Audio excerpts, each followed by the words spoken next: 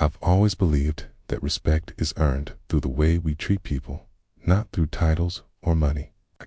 That's what I taught my son, Michael, from the time he was old enough to walk beside me in the fields.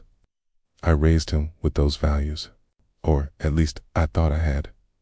I retired early at 62, after decades of running the manufacturing company my late father started.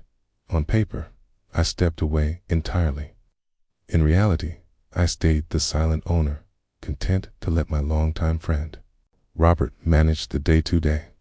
I didn't need the spotlight anymore. I just wanted to enjoy the slower pace, my garden, and Sunday mornings at church. Michael knew I had done well in business, but he never asked about the details. Over the years, I noticed him becoming distant, more polished, more interested in networking dinners than family dinners. I chalked it up to ambition. I thought maybe he was just trying to make his own way. One autumn afternoon, T invited me to lunch downtown. I thought it would be a chance to catch up, father to son. The restaurant was modern and loud, filled with people in suits. Michael wore one himself, sharp and expensive looking. We talked for a few minutes. Or rather, I listened while he spoke about his career. He worked at a manufacturing company too, coincidentally, or so he said, and was moving up fast. Then, out of nowhere, his tone changed. "Dad," he said, leaning back in his chair, "you've had your time, but you're just a retired nobody now. You wouldn't understand the pace of real business anymore." It was like he'd thrown cold water in my face. I sat there, stunned. My own son, the boy I taught to tie his first tie, the young man whose first car I'd bought, looking at me as though I had nothing left to offer. He didn't even seem to notice the hurt in my eyes. I managed to ask, "Is that what you think of me now?" He shrugged. It's not personal. It's just different generations. I'm playing in a bigger league now." Then he smiled, like the conversation was over. Before we continue, please subscribe to the channel and let us know where you're listening from in the comments. It really helps us out. We finished the meal in near silence. I went home with a heavy heart. All those years of sacrifice, the late nights, the risk, the sweat, had apparently bought me nothing more than a seat on the sidelines in my own son's mind. For weeks after that lunch, I replayed his words. I told myself it wasn't worth dwelling on. But the truth is, they cut deeper than I cared to admit. It wasn't just disrespect, it was dismissal. And coming from my own blood, that was something I couldn't ignore then. About a month later, I heard through Robert that Michael had been promoted at my company.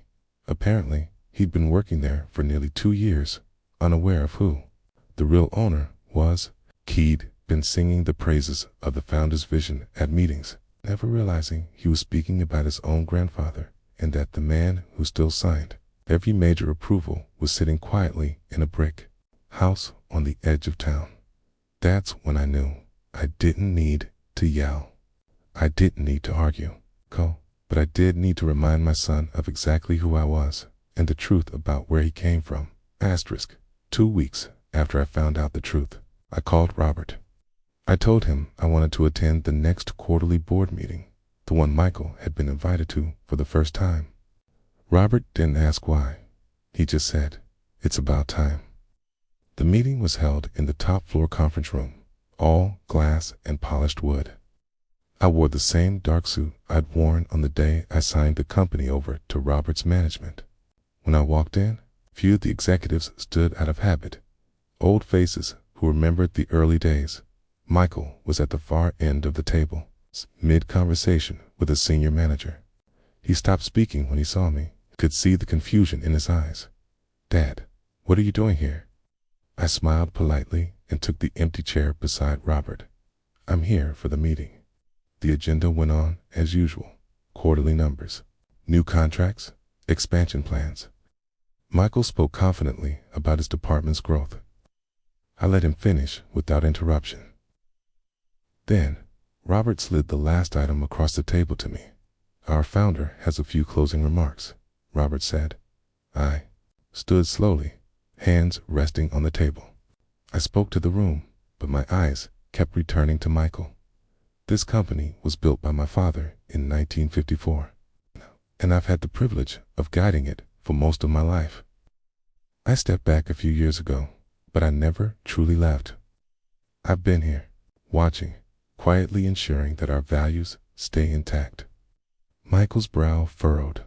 He was starting to understand. Some people, I continued, forget where they come from. They forget the hands that built the foundation they now stand on.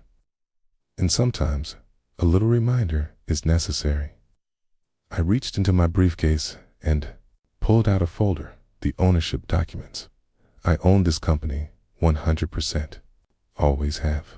Every decision, every promotion, every contract, it crosses my desk. A hush settled over the table. Michael's face drained of color. And today, I went on, I'm making one last decision before I step away for good. Announced the creation of a new vice president role for a young woman named Laura, a hard-working manager who had started in the shipping department and earned every step up the ladder. She had the values I'd hoped to see in Michael: humility, respect, and gratitude. Michael didn't get a promotion. In fact, I reassigned him to a junior role under Laura's supervision. Respect is earned every day, said, looking him directly in the eyes. Not demanded, and certainly not inherited. The meeting ended in silence. Michael avoided me as people filed out. When we were finally alone, he muttered, "You embarrassed me." I shook my head. "No, son, I reminded you." That night, I went home with a lighter heart. My son might not thank me now. Maybe he never will. But sometimes, love isn't soft. Sometimes, it's the lesson you leave behind, even if it stings. I didn't want revenge to hurt him.